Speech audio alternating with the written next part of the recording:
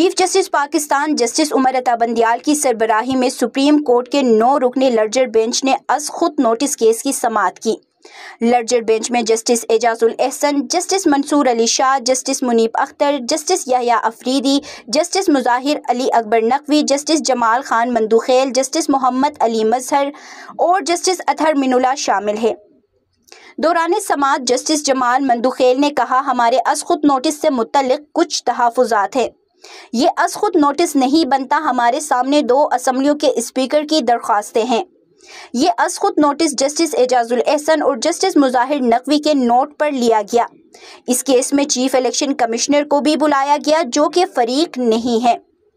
Chief justice نے کہا کہ کچھ سوال دونوں اسمبلیوں کے اسپیکرز نے اپنی درخواستوں میں شامل کیے ہیں، لیکن سپریم کورٹ نے صرف آئینی نکتہ دیکھنا ہے اور اس پر عمل درآمد کرانا ہے۔ ہم صرف آئین کی تشریح اور آئین کی عملداری کے لیے بیٹھے ہیں۔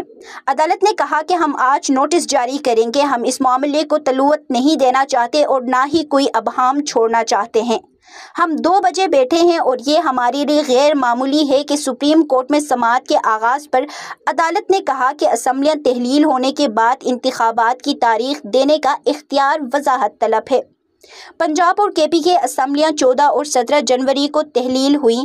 آرٹیکل 224 کے تحت انتخابات اسمبلی کی تحلیل سے 90 دنوں میں ہونے ہوتے ہیں۔ آرٹیکل 224 ایک ٹائم فریم دیتا ہے۔ عدالت نے کہا کہ سپریم کورٹ آئین کی خلاف ورزی برداشت نہیں کرے گی، چاہتے ہیں انتخابات آئین کے مطابق ہوں۔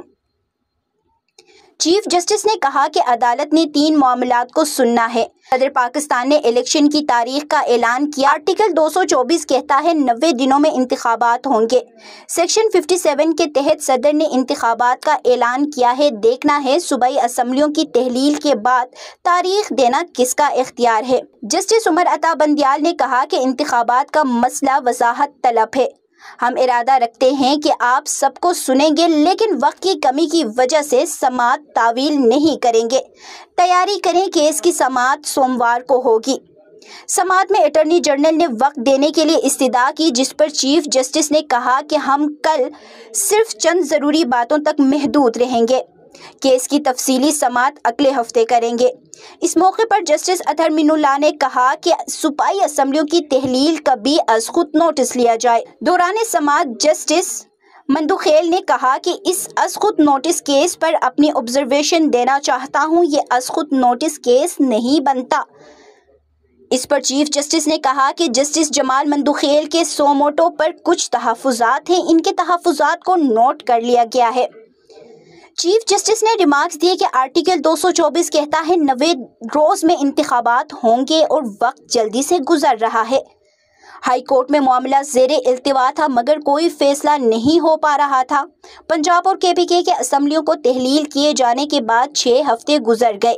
آرٹیکل 224 کے تحت الیکشن کا انعقاد اسمبلی تحلیل ہونے کے 90 دن میں ہونا چاہیے۔